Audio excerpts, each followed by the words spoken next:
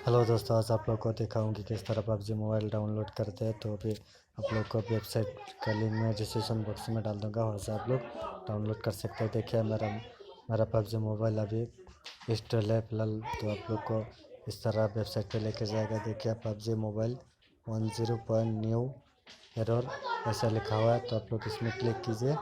Click करने के बाद आप लोग को फिर और एक वेबसाइट ओपन हो गया। ये वेबसाइट से ओपन हो के आप लोग को इधर इसमें आप ये लिंक शेयर भी कर सकते हैं। तो इसके आया है तो आप लोग डाउनलोड करके आप लोग खेल सकते हैं। तो अभी देखिए डाउनलोड लिखा है 672 MB अभी आया। फ़िलहाल 15 मिनट का समय लगेगा डाउनलोड करने के लिए। तो देखिए